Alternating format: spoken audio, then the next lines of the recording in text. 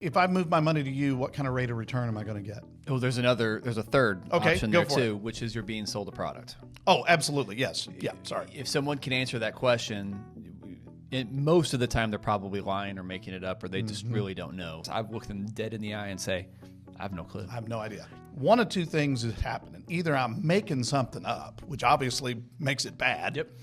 Or you're going to be treated exactly like everybody else. Because if I can answer that question without customizing it to you first, then everybody's getting the same thing.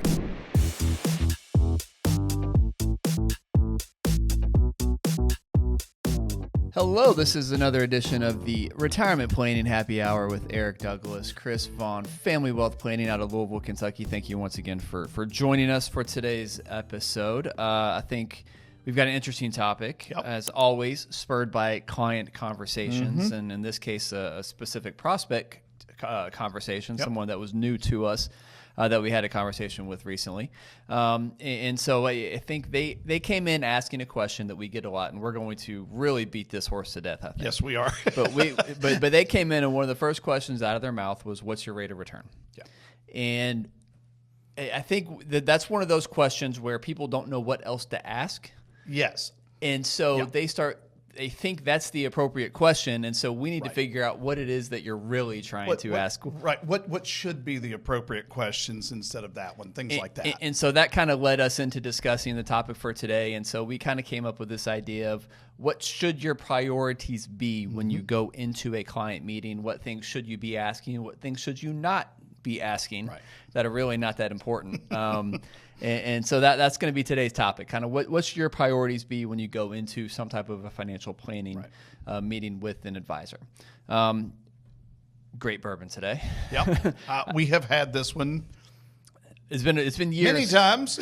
Well, it's been years since I've had it, and I know that you were showing. I'm assuming you brought this in because you were showing me a picture of the Buffalo Trace yesterday. I was offering this for wholesale. That's okay. So that's retail, actually retail. That was one of the things that kind of spurred this. It's like Weller 12, and this is 12-year or Black Label, whatever you want to call it. This has been around for a while. It is highly desired. 2, 3, 4 years ago, you couldn't get this, and if you did, whoever was selling it to you wanted $150, $200 a bottle, right? I can tell you this is really good stuff. It's not $200 a bottle good, though, right?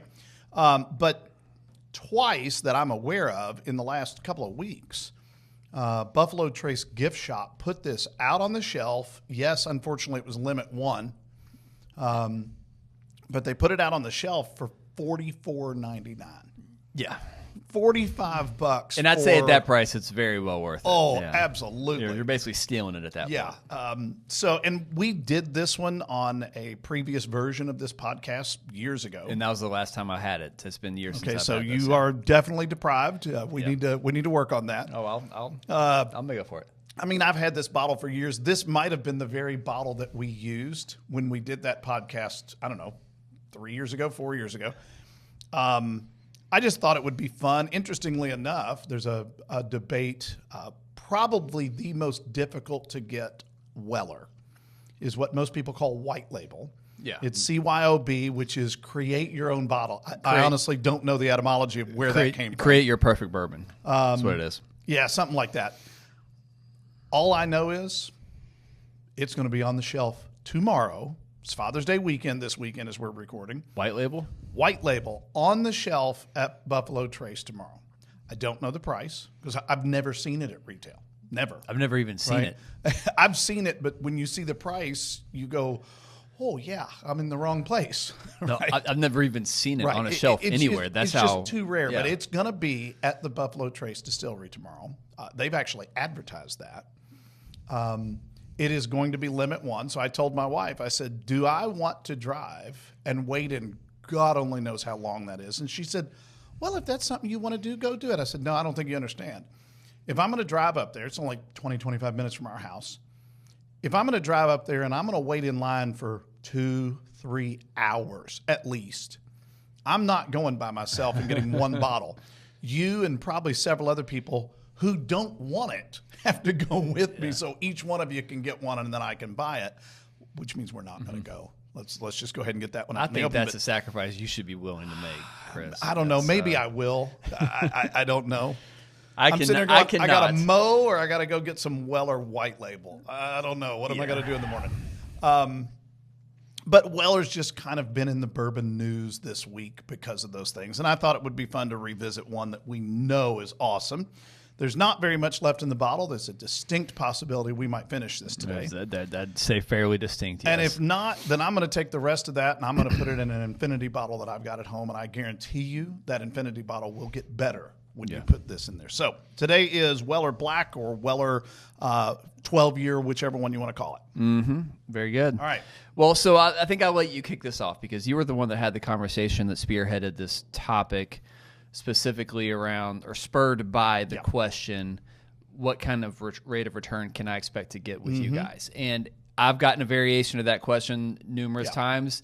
Conversations with friends and acquaintances when you're out. It's just kind of we've all had it. Yeah, it's kind of like, my wife, she was, by trade a physical therapist, and so by nature she's always going to get someone. Well, my knee's been bugging up. What is same kind of thing? Say, what kind of stocks do you recommend? What kind of rate of return do you get? Just people kind of wanting to get a little information out of you. And I, socially, I kind of know how to handle that question pretty well, and I also know how to handle, at least I know how I handle that question when I get it from people that come into the office. I know how I do handle it, and I know how I want to handle it, and those are not necessarily the same thing. And we might be a little more blunt on this podcast than we are maybe in a meeting. But I'll let you kind of spearhead the conversation here. Well, okay, so I've actually had this happen several times just in the last couple of weeks, but the big one was a gentleman who had seen some advertising that we do. Had some kind of questions, right? So he scheduled a phone call, right?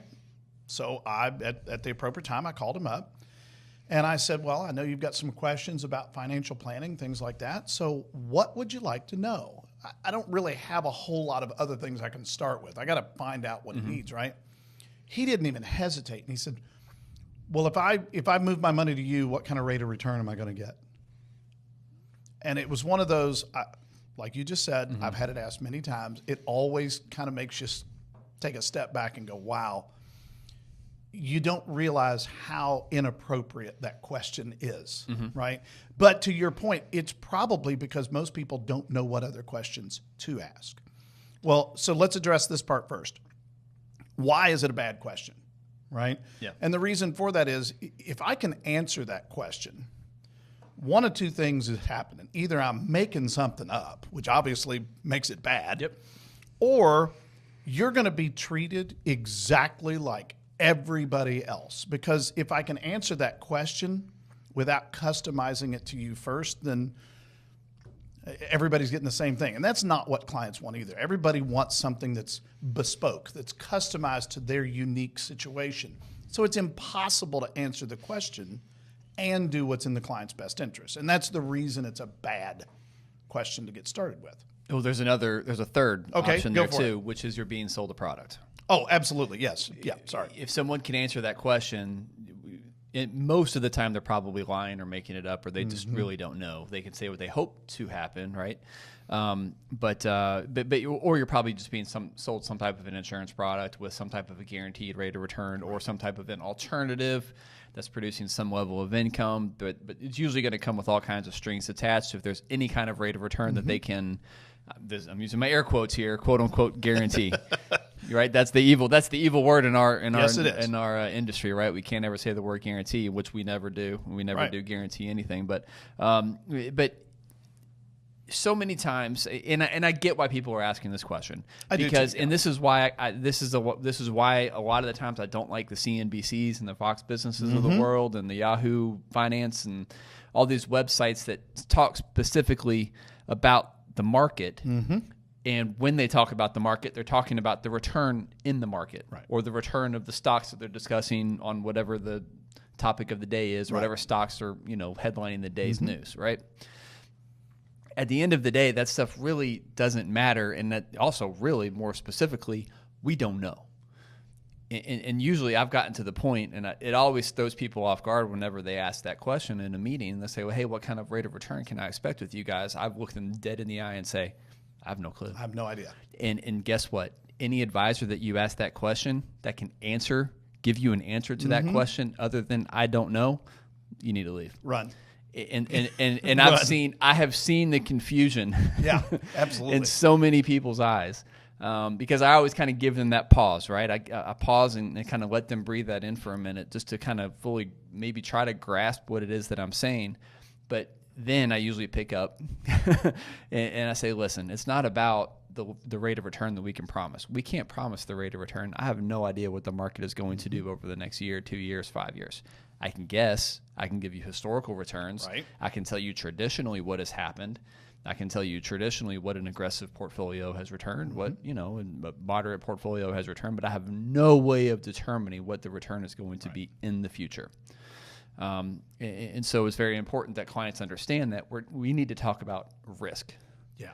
I was about to suggest, even if you could, which we all agree we can't, even if you could forecast exactly what kind of rate of return they would get in a certain portfolio, we haven't determined whether that kind of a portfolio would be appropriate. Yeah. So, there's just too many variables that have to go into this before you can even dream about rate of return. That's the reason we really need to formulate some better questions for people to ask, some better things for them to be looking for instead of what is rate of return. Yeah, because especially if you're asking for, like, let's say a 10% rate of return. Sure. Well, are you willing to go through the negative 10% rate of return to get to the positive 10% rate of return? Are you willing to ride the fluctuations and the volatility that inevitably will come with a relatively more aggressive portfolio? Mm-hmm. Are you willing to withstand the 15, 20% drawdowns that inevitably will occur at some point? I don't know when, right? Nobody knows when. Yep. If we could read the future, trust me, we wouldn't be doing this podcast. We'd be sitting on a beach somewhere if we knew what was going to happen in the market, right? Nobody knows what's going to happen. I always laugh when I hear, and I've heard it for years, when you hear portfolio managers, and and notice the terms very specifically that I'm about to use. Investment managers, portfolio managers, right? When they talk about a portfolio that is designed, I love this phrase. Well, this portfolio is designed to generate about, let's say, a 6 to 8% rate of return. Maybe like a moderate portfolio. It's designed to generate 6 to 8% rate of return. I laugh. I think that is the funniest thing. Where is that number coming from? And I've been hearing that type of language. I've been hearing those types of phrases for so long in our industry that I've kind of become numb to it. Yeah. But it really is just absolutely horrible framing within the context of a conversation with a prospective client. Yeah. Because you're giving false indication that you have any control over what this portfolio is going to do to generate a 6 to 8% rate of return. Yeah. Unless, of course, you're specifically selling them some type of an insurance product where that's some type of a cap or some type of fixed rate of return, something like that, right? Because, once again, no advisor knows what the market is going to do. And we have no ability to guess what a quote-unquote moderate type of a portfolio is going to return. If the market is up, let's say 25%, in your portfolio that's supposed to be moderate in nature, that's designed to give you 6 to 8%, are you still going to be happy with the 6 to 8% rate of return if the market's up 25, 30%? You shouldn't be. Right. You should not be happy with that return, right?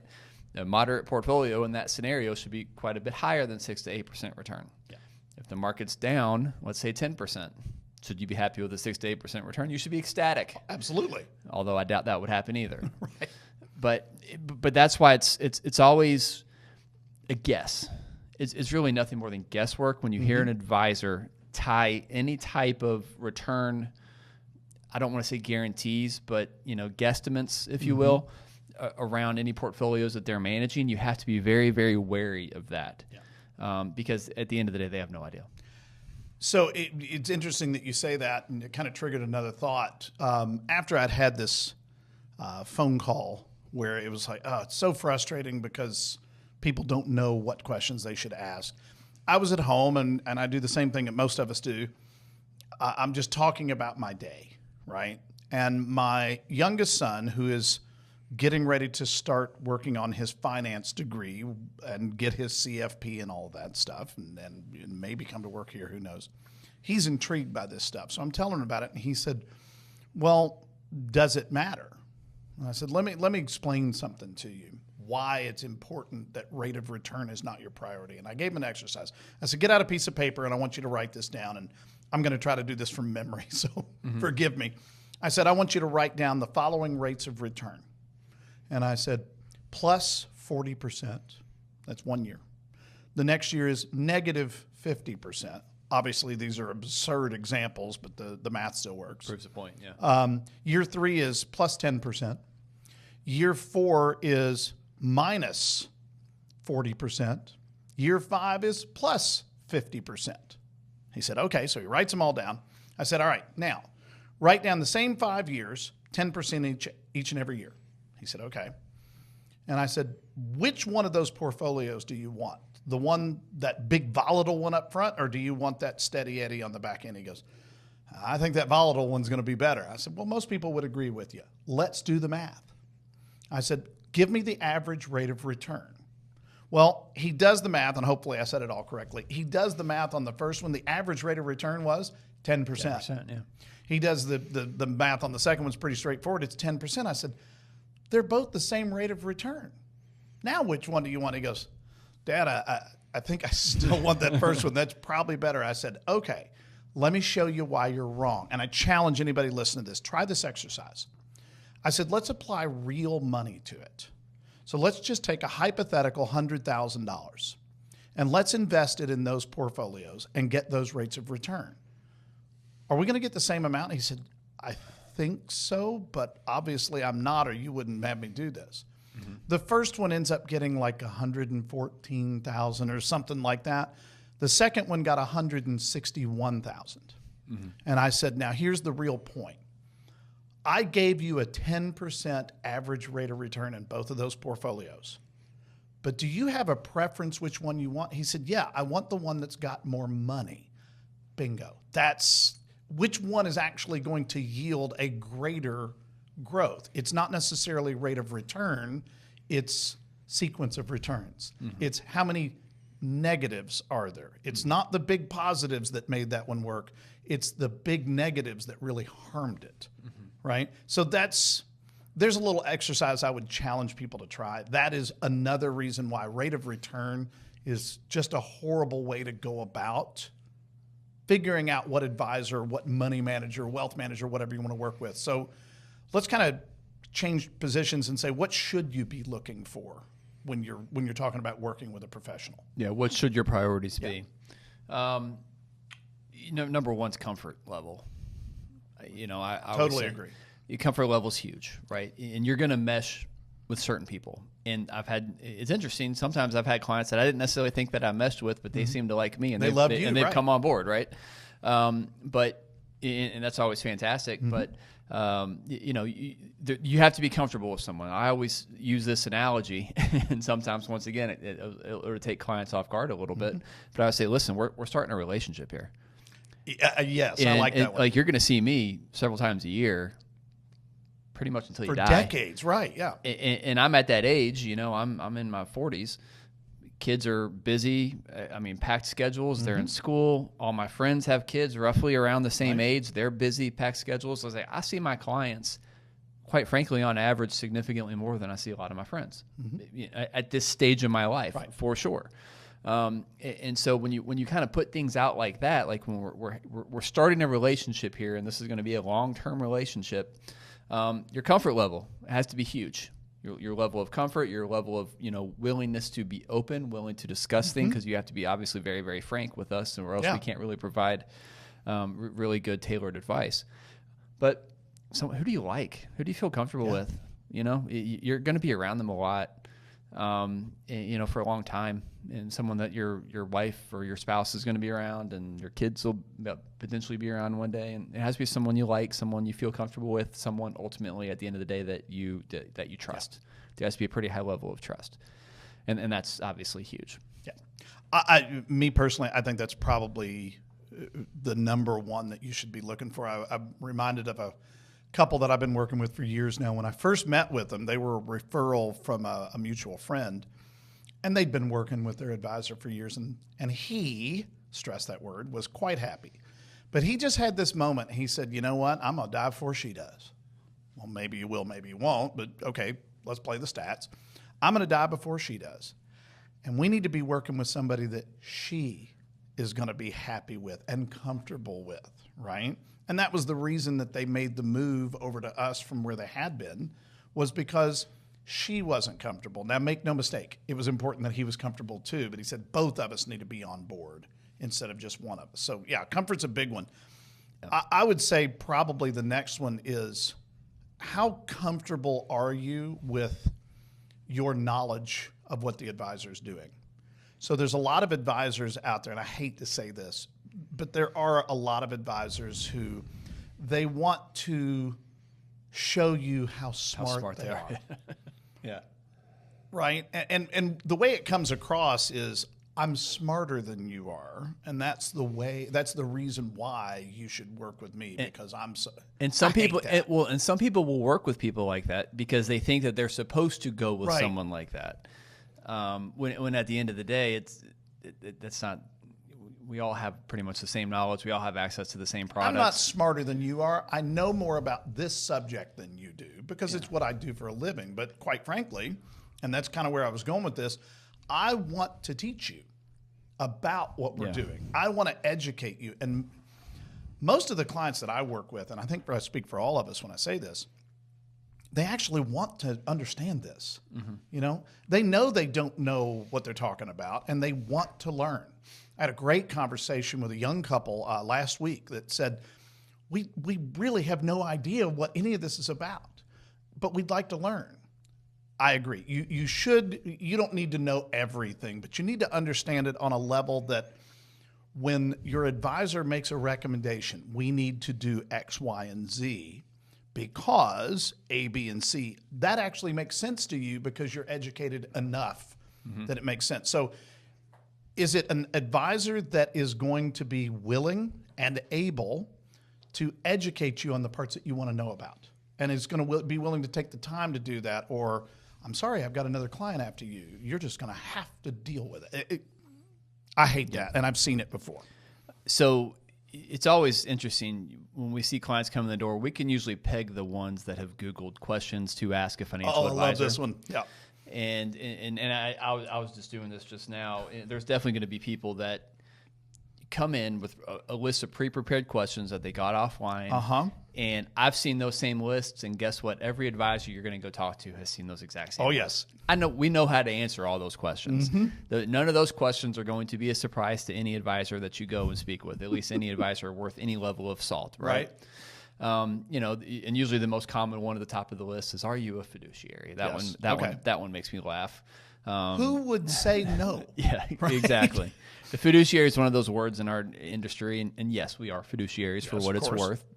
Of course, we're also legally obligated to act in the capacity of a fiduciary with, according to, best interest standard, right? But that's a whole other story and episode that no one really cares about. But at the end of the day, are you putting your clients' best interests first, right? It's not necessarily what's suitable, but is it in their best interest? Because you can make any product suitable, right? Yeah. If we wanted to justify any product that we sold, but is it really in their best interest? Yeah. And so a fiduciary is ultimately acting in that standard, right?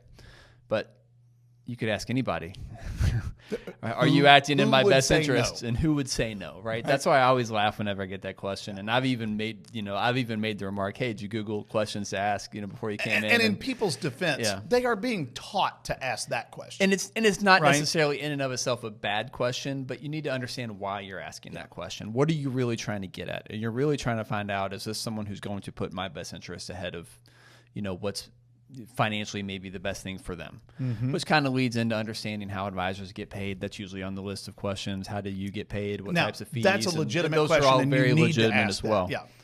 But, at the end of the day, really the main question that you need to come armed with when you walk into an advisor's office is why. Amen. Because every advisor is going to probably go through some level of what their investment philosophy looks like. This is our process. This is what we do. This is how we work with clients. This is how often we meet. You need to be able to ask why to everything. And you want to get a better explanation, a deeper explanation into anything that they do, and more specifically, anything that they recommend. Yeah. So if an advisor is making any level of recommendation to you, you need to come armed with the question of why. Why are you recommending this product to me? How is this in my best interest? Right. You know, would there be other options that we could look at? Mm-hmm. And I've even looked at, clients before and I said, well, we could do this. Might be why we would do this. If that's not suitable, we could do this, right? And I usually give them a couple options and I kind of talk through what the different options might look like. I will usually say this is the one that I recommend and why I recommend this one. But we could also look at doing something like this, and this is why you might do some of these other options. But at the end of the day, it's all about education. Yep. Because we want to make sure the client is fully educated on not only what we're doing, but why we are doing or making the recommendations that we are making. Because if you can't articulate why you're doing something, why it's in their best interest. If you say why and they cannot answer, if they stumble all over themselves. That's everything you need to know. Yeah. And if they get and you can always tell when someone gets a little uncomfortable, right? Yeah. Why is this in my best interest? And they stumble over their words a little bit or maybe don't have the clearest answer. There's your sign, right? First of all, 100% on that. I want to go back to something that you said just a minute ago. You should ask them, how they get paid.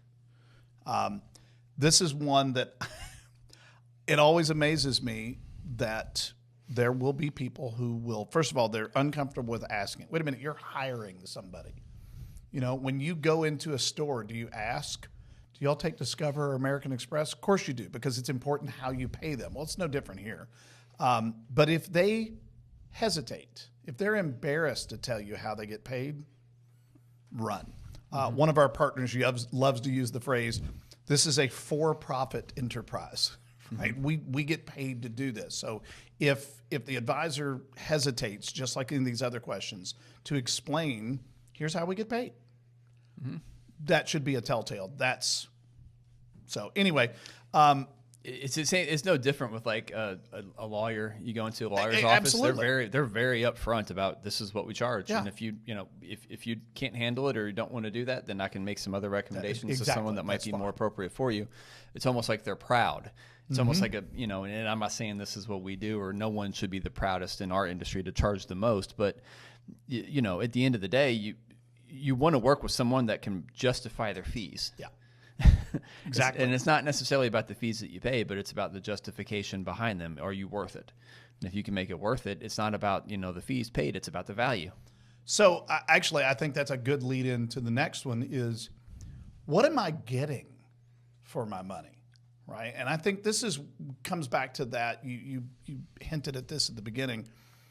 The investment advisor and the wealth managers and the money managers and all these titles that the average person out there has no idea the difference between any of them. And quite frankly, most of them, they shouldn't be, but they're used interchangeably.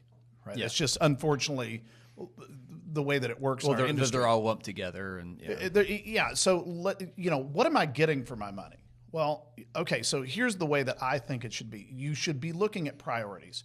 So as wealth managers, as financial planners, whatever you want to call it, there are a lot of things that we do that are part of it, but there should be a priority to them. So, I'll have clients come in and I'll say, well, here's the things that we're going to do, but let me show you the priority. Priority number one is we want you to enjoy your life, specifically retirement, right? We want to make sure that the money that you've saved lasts longer than you do when we don't know how long we're going to last, right? That's the big variable. We want you to enjoy your life. You've been saving all of these years, right? We want you to enjoy it. Well, how do you do that?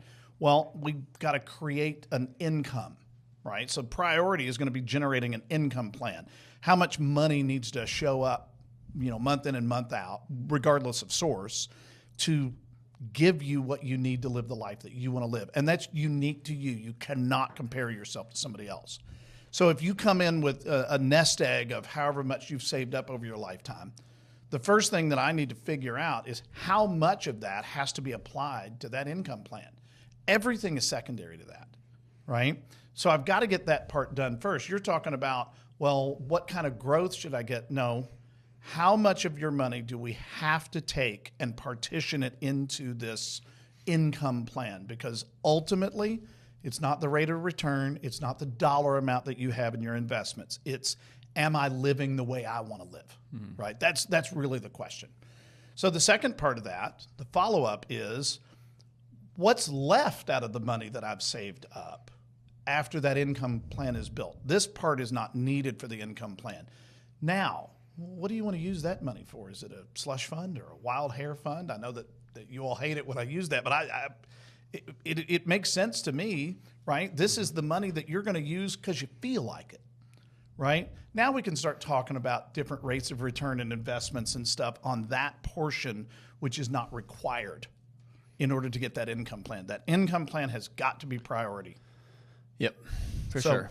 Well, and what you just laid out is, quite frankly, part of our process. Yeah, absolutely. And we have not said that word yet, but when you're coming and that's in where I was going, right? When you're coming into a meeting and you're trying to understand what your priorities should be when you are going to meet with an advisor, what their process is, what does their system look like, what are their processes, because not every client is going to look the same, and nobody should ever say all clients are going to look the same. That by nature, no two clients are ever going to be the same. Correct. Nor should they.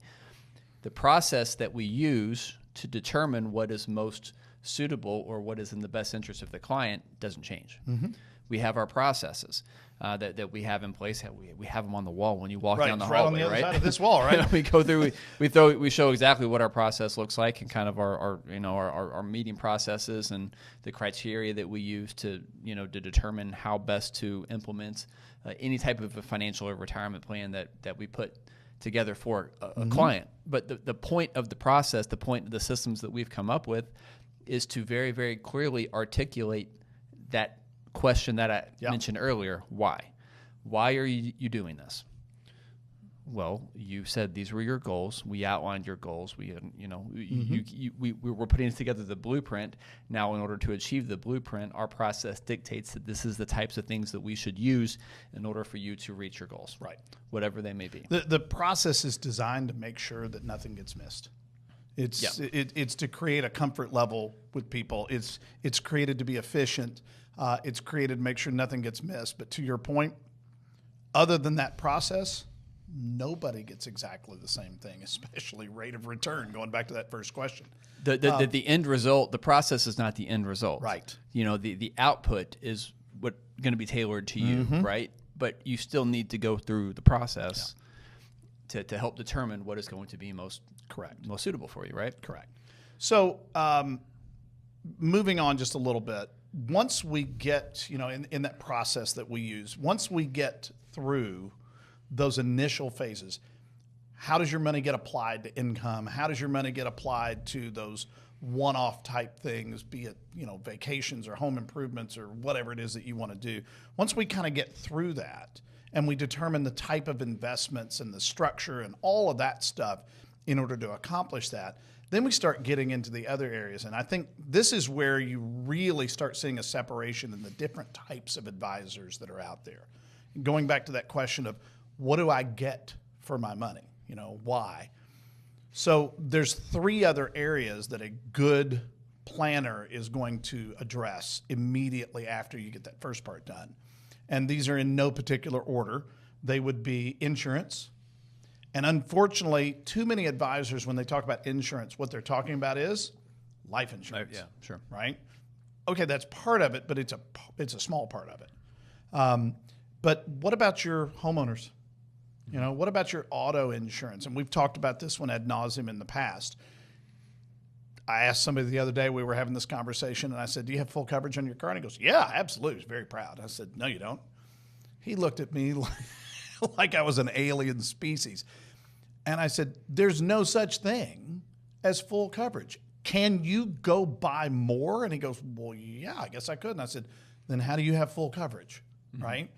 It's having the correct coverage. So that's what a good planner is going to do, making sure that you have the correct coverage through all kinds of insurance, be it the homeowners and the auto and the umbrella and the disability insurance and the life insurance and all those other things, because all insurance really is a way of mitigating risk. Well, that's kind of how we started on the investment strategy, right? So they're going to deal with the insurance part. They may or may not be able to do that in-house, but they're going to address that.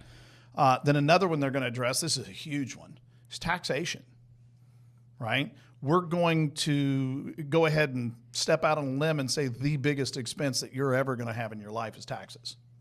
And it's not going to be close.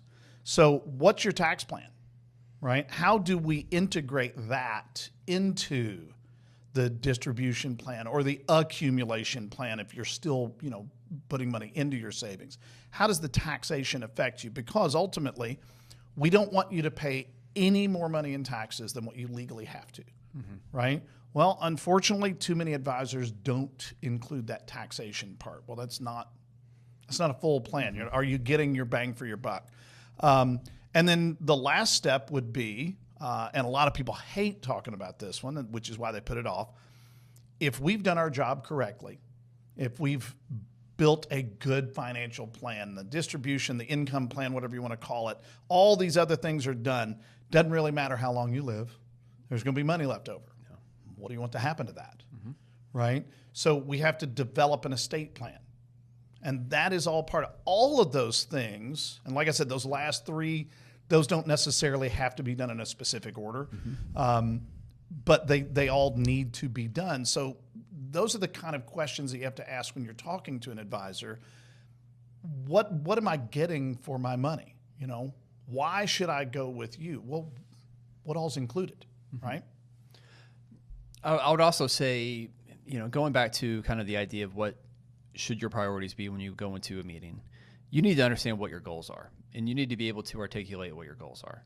Because if we're solving for the wrong thing, or we're not solving for something that maybe is quite important to you that you haven't articulated, at some point that's not on us, that's on you. You have to be able to articulate very specifically what your goals are, what it is that you want to have happen.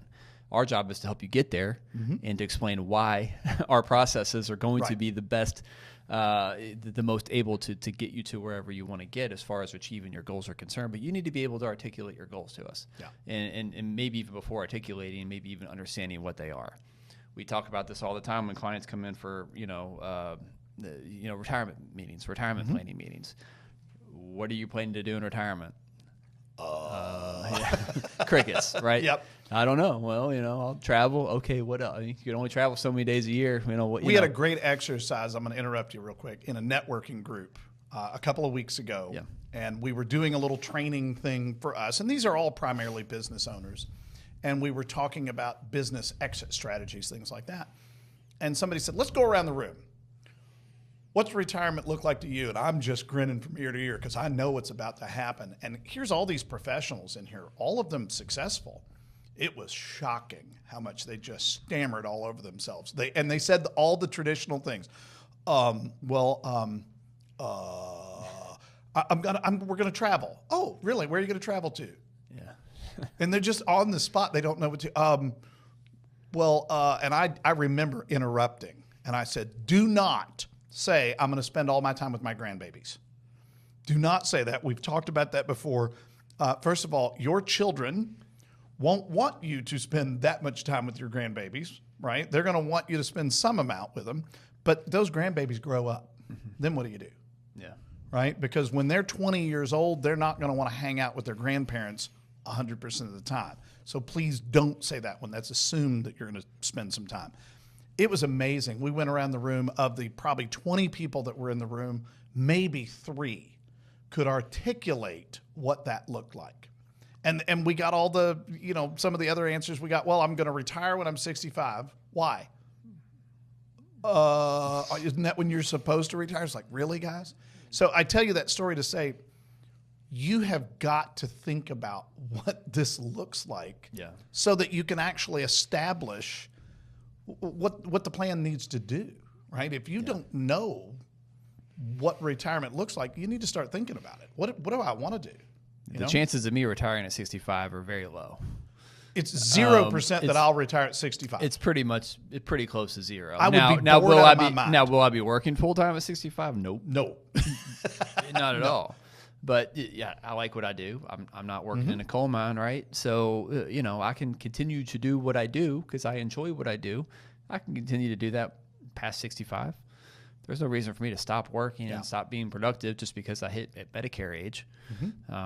So, other people have different opinions, and that's perfectly fine. Yep. You just need to know what it is that you are looking to do, what your goals are. You need to be able to articulate and explain what your goals are. And then you need to work with someone that you trust and someone that can help best explain how they are going to be the best suited or most suited to be able to help you achieve those goals. Right. And why they are best suited to help you achieve those goals. Your goal should not be, there's two things that I'm going to disqualify. Your goal should not be a rate of return, right? And your goal should not be a dollar amount. And we've all heard that one. I want to have lots of money. Why? Right? Define lots of money. I've had the conversations with too many people that, they've got $100,000 to their name. That's it. That's all they've got to work with. And they believe that they are fabulously wealthy. I've talked to other people that have multiple millions of dollars, and they are going, I don't know how we're going to pay for everything, right? So wealthy, rich, all these kind of words are very relative, right? That's not what's important. And by the way, if money is the goal, you're never going to accomplish it. So stop trying that. What do you want life to look like? What's rewarding to you, right? What do you want to do? And we were joking. I don't know when I'm going to totally retire and not work anymore. Because to your point, I love what I do. It's fun, right? I'm not working in a coal mine. I will eventually start slowing down. I will take more vacations and all that. But if I ever actually did retire and no longer do this again, I might just drive up to Buffalo Trace and go be a tour guide. You know why? Because it's fun. Because it's something that I enjoy. So what do you like? What's fun to you? What do you enjoy? I had a client that did that at Heaven Hill. Oh, really? Yeah. Okay. He retired. Example. He retired, and he was a tour guide at Heaven Hill. See, to me, that just sounds like a fun thing to do. I don't care if I get paid, right? I'm not doing it to get paid. I'm doing it because it's fun, right? So what's your fun? That's the kind of questions that you need to have. Now let's figure out what it takes to accomplish that fun, that joy, right? Those are the kind of questions that you need to be formulating in your own mind so that you can get a good financial plan put together, and then you can accomplish some goals. Yeah, and by no means, I kind of started out ragging on, questions to ask a financial advisor when you Google that term. I don't mean to rag on that specifically. You should come prepared with questions. Yeah. But don't by any means. You have to understand that we all know those questions.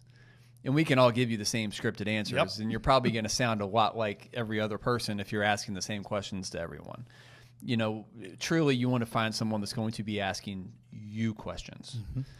How interested are the advisors that you're talking to in your situation and your goals? How interested are they in talking about themselves and their portfolios, right?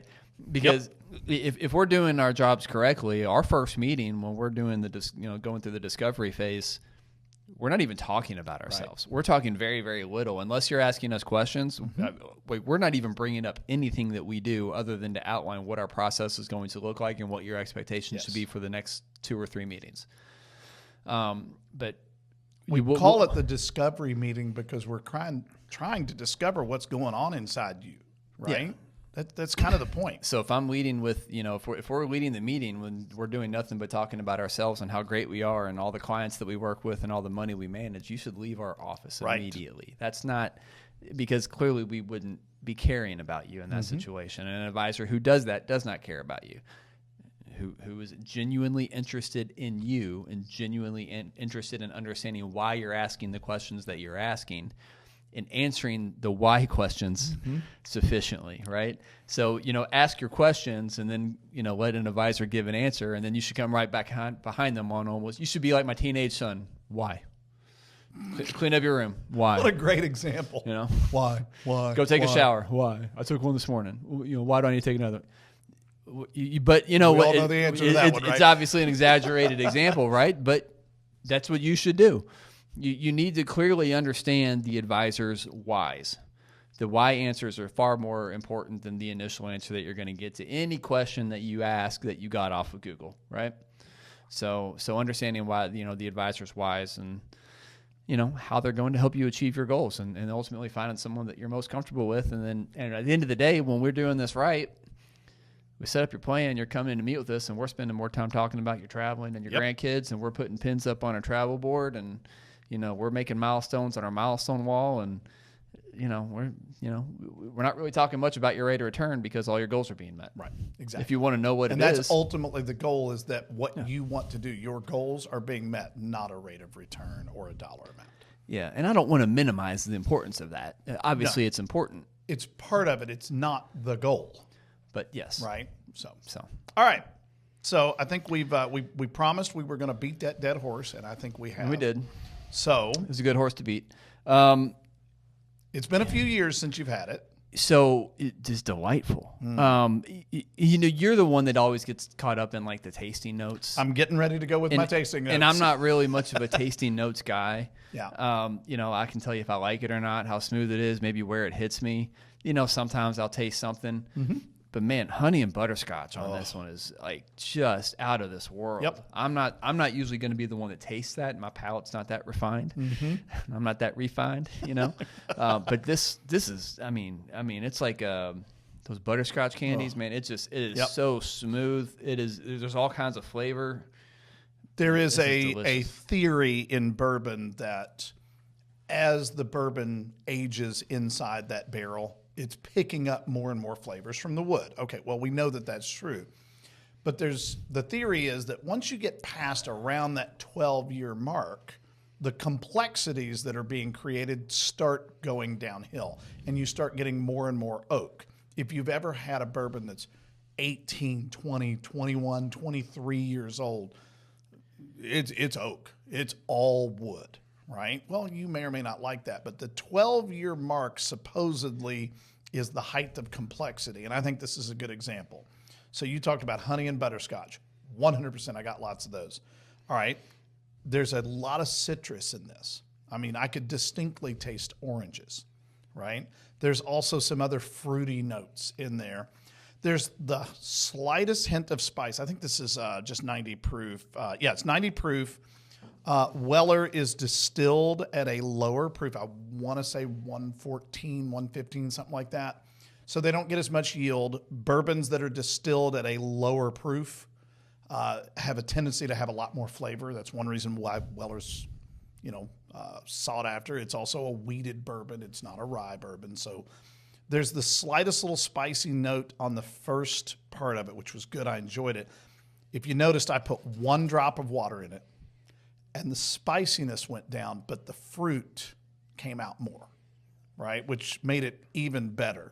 So, and by the way, the age of this bottle, you can tell something. I've never understood this. Weller 12-year has a screw-on cap, which we have a tendency to look down on. It's usually the cheaper bourbons that get that screw-on cap. New bottles of this have a cork. So they've got that kind of gold-colored foil up at the top, and then there's a cork underneath that. So that's one way of telling when you see the black label if it's more than, I think, about 2 years old is when they made that switch. So that does nothing. That does nothing, by the way. I remember talking to a wine guy at one point, and they were saying, some wines that have the screw on top get labeled, incorrectly, that they might not be as good. Yeah. That whether it's a cork or a screw on has no effect on the taste. So there might be some nerd out there to tell me otherwise. Yeah, there's a stigma that says the cork is nicer, and I'm going to be real honest, it doesn't look better. But wow, this has for many years been one of my favorite bourbons at any price. I will give. I haven't tasted it in a couple of years, so I hadn't put. I just put the water because I had not put a drop of water in. Right. So you're right. It does lower the spiciness. Yeah. But it brings out the flavors. It's a little, Yeah, I mean, it's really, really good. I'm going to put one more drop in this since I just topped off a little bit. And it's like, wow, what a delicious thing. Now, just to let people know, Weller and Pappy Van Winkle are the same juice. Mm-hmm. They get aged in the same barrels. To my knowledge, they are put in roughly the same parts of the rick house. So when you are drinking Weller, you are drinking Pappy. The Pappy people come in and get first pick. That's the main thing there. And they do have the spots in the rick house that, they've got this down to a science. Yeah. They know where they're most likely to find the good stuff. They pick theirs. What's left is what becomes Weller at a radically lower price, right? So when you get your hands on Weller, there's a pretty good chance you're going to have one of the most sought after bourbons that's out there, right? And when you taste it, now you remember why. And I can't believe that they had shelves full of this yesterday for $44.99. And it's like, man, you just want to go up there and just take your arm and just take a whole shelf full of it. That's how good this stuff is. So if you get your hands on it, enjoy it. Yeah, it's fantastic. Absolutely. So sounds like a pretty good place to wrap up. If you are planning to go meet with an advisor, please refer back to this episode and think about some of the things that we talked about. If you'd like to come meet with us, take everything that we talked about, apply it to yourself, and give us a call or schedule at our website, fwppartners.com, link in the show notes. We would love to speak with you more about anything and everything that is important to you, talk to you about your goals and your family, and then the best ways that we can help you achieve them, right? So with that being said, until next time, thanks for watching.